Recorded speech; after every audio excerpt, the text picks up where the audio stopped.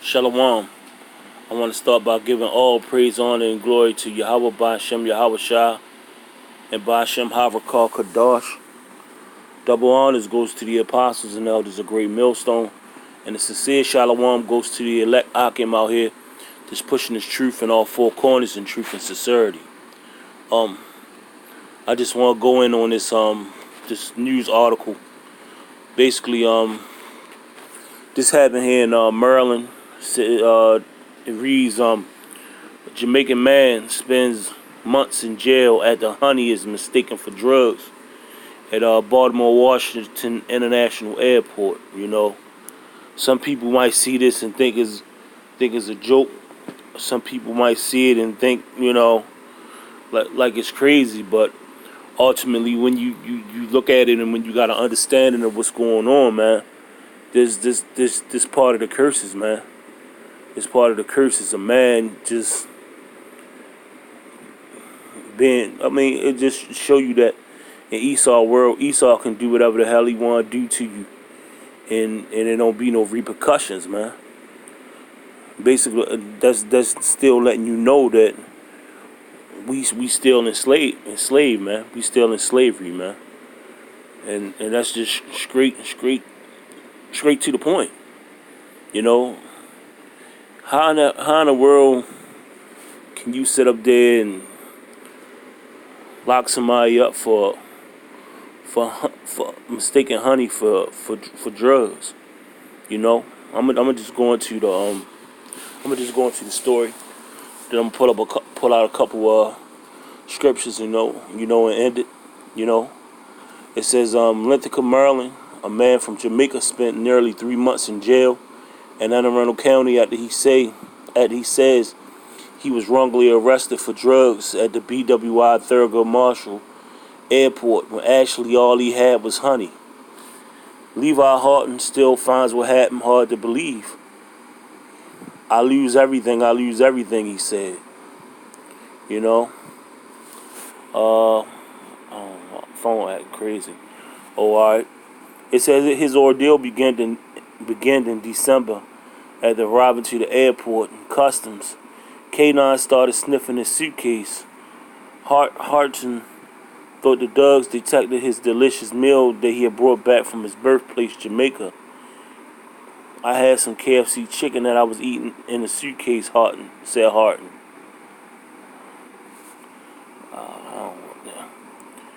But it wasn't the chicken. Customs and a border protection officer seized 3 bottles of honey. They came back whispering to each other. Then they handcuffed me and took me away from my suitcase. 25 News at 10 tonight.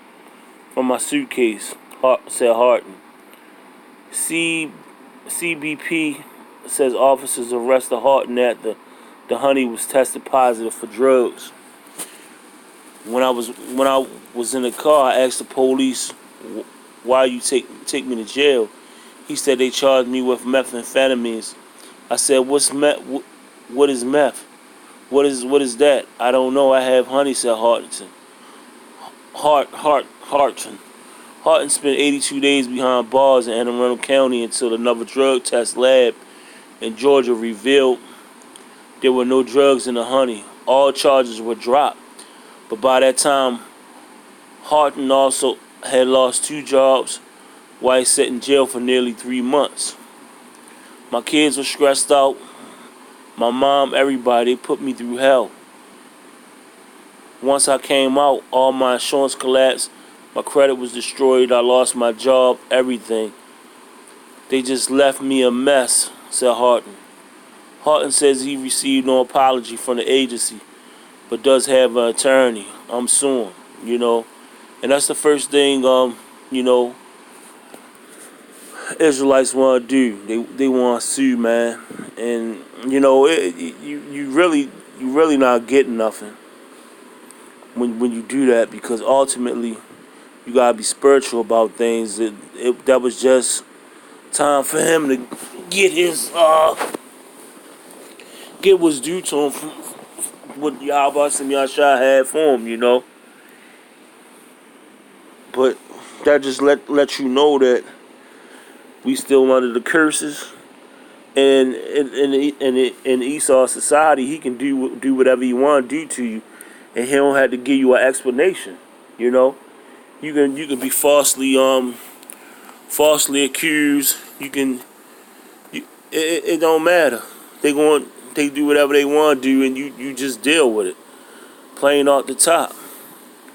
And that's just what it is. But why that happened though? It happened because everybody, not everybody, Salakia. It happened because we went off, not hearkening to the voice of the Lord. We ain't hearkening to the voice of the Lord. On top of that, we kept on going off after he continuously saved us from so many different situations. So the Lord got tired, man. The Lord got tired. And I'm just going to drop a few. This Deuteronomy 28 is a good chapter. When it's talking about, Israelite curses, man. Let's just start at Deuteronomy 28:16. Curse should be in the city and curse should be in the field. Like, curse should be in the city and curse should be in the field. No matter where you at. You can't duck it, man. You gonna be cursed. That's the so-called blacks, Latinos, and Native Americans, man. No matter where you try to go, you cannot duck what Yahweh Sim Yahshua have deemed for you, man. Let's go to 19. Curse should be when thou comest in, and curse should be when thou goest out, man. Didn't he come curse should be thou when thou comest in. Shouldn't he be he got cursed coming into America? And when you go out, you go through customs too. That curse of people thinking people Israelites going from country to country to smuggle drugs. Didn't that happen to him? Didn't that happen to him? Didn't they say he was selling he had methamphetamines when it wasn't nothing but honey? Those things are going to happen, man. Those things are going to happen, no doubt. It constantly happens. Why do you think they got customs? They got customs. Whenever they feel like doing whatever they want to do, they sit up there, hold you up in a room, script search you, ask you all these questions, and it don't even matter. They do it, man.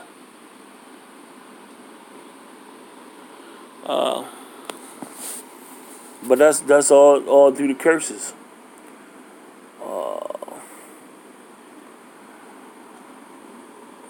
That,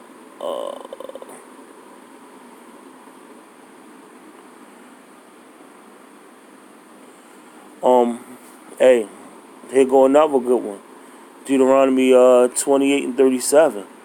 Thou shalt become an astonishment, a proverb, and a byword among all nations, whether the Lord shall lead thee.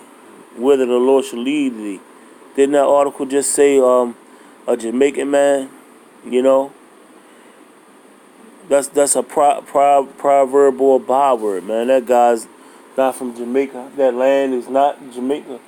He's a Benjamite, but because we've been our heritage has been taken away from us. A lot of us don't know these things, and it's acceptable, man.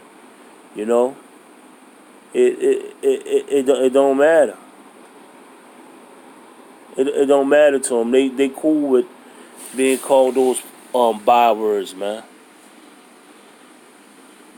It's I just want to hit a main precept that has to do with this article, and I'm gonna end it on that.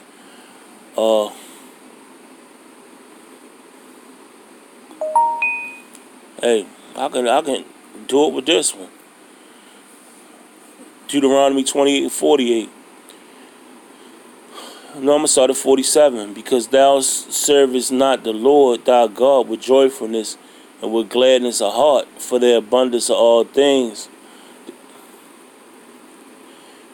Because thou servest not the Lord thy God with joyfulness and with gladness of heart, for the abundance of all things.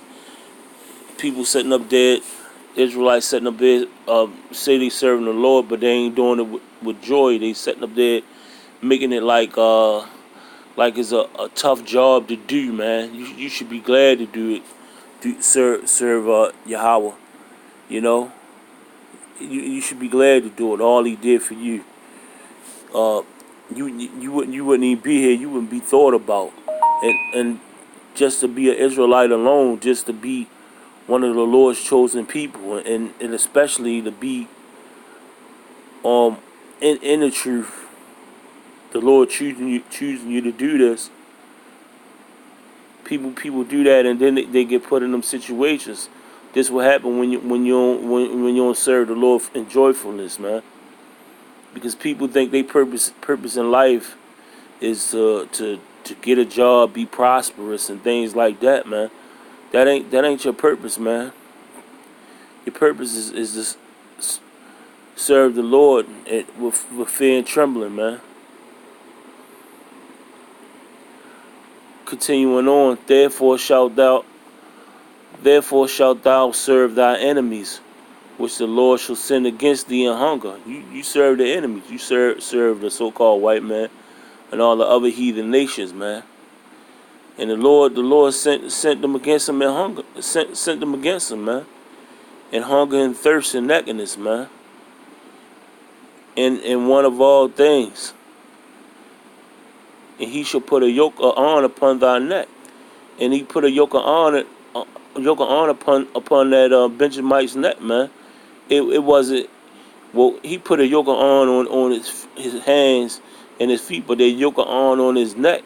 It's a mental yoke, because because they wanted to do what they wanted to do when they did it. He was incarcerated for 3 months, man. So I mean, these scriptures tell you off the top, man. It ain't that simple, man. If the Lord put the spirit on you to get it, you gonna get it. But I just wanted to touch that topic. I'm gonna end it on that note. Hopefully this video was edifying. Shalom.